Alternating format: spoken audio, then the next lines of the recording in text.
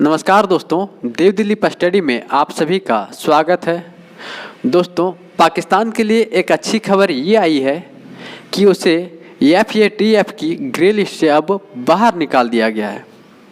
आज हम इसी पर चर्चा करने वाले हैं कि FATF आखिरकार है क्या, FATF की ग्रे लिस्ट और ब्लैक लिस्ट में किन किन देशों को रखा जाता है और क्यों रखा जाता है।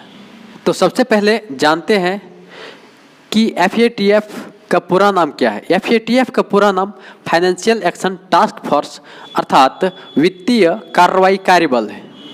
इसकी स्थापना G7 की पहल पर 1989 ईस्वी में किया गया था और इसका मुख्यालय फ्रांस की राजधानी पेरिस में बनाया गया है। FATF एक ऐसी संस्था है जो मनी लॉन्ड्रिंग और टेरर फंडिंग में शामिल देश के ऊपर कार्रवाई करने का कार्य करता है। अब आपके दिमाग में ये चल रहा होगा कि आखिरकार ये मनी लॉन्ड्रिंग और टेरर फंडिंग क्या है। मनी लॉन्ड्रिंग मतलब ये हुआ कि ऐसा देश जो काले धन को अर्थात ब्लैक मनी को सफ़ेद करने के रूप में कार्य करता हो, तथा टेरर फंडिंग मतलब ये होता है कि ऐसा देश जो आतंकवादियों को पनाह देता हो, आतंकवादियों को फंडिंग करता हो, आतंकवादियों की रक्षा करता हो, आतंकवादियों की मुखबिरी करता हो। और यदि कोई देश इस मामले में संलिप्त पाया जाता है तो FATF उसके ऊपर कार्रवाई करते हुए उसे ग्रे लिस्ट में शामिल कर देता है।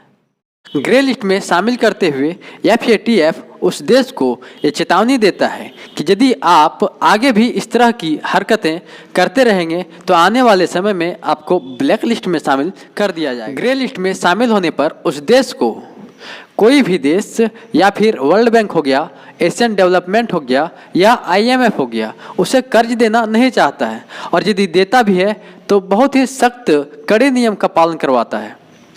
और यदि वह ब्लैक लिस्ट में शामिल हो गया तो फिर वर्ल्ड बैंक हो, कोई भी देश हो या IMF हो या फिर ADB हो, सब हाथ ऊपर कर देते हैं कि भैया आपके रास्ते अलग और मेरे रास्ते अलग, अब हम किसी भी तरह से आपको कर्ज नहीं दे सकते।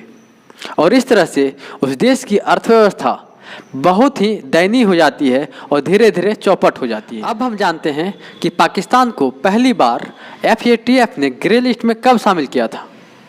जैसा कि आप स्क्रीन पर देख रहे हैं, पाकिस्तान को पहली बार 2008 में ग्रे लिस्ट में शामिल किया गया था, ग्रे लिस्ट में डाल दिया गया था।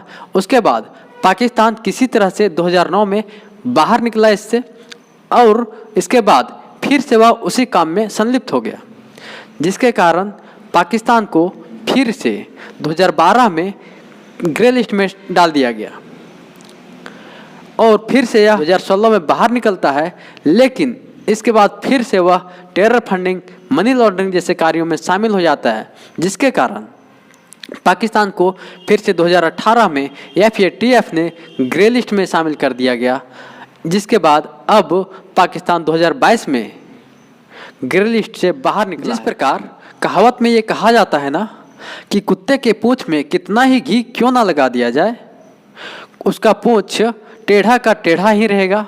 ये कहावत उसी प्रकार ठीक पाकिस्तान के ऊपर बैठता है। पाकिस्तान कभी भी सही राह पर नहीं आ सकता है।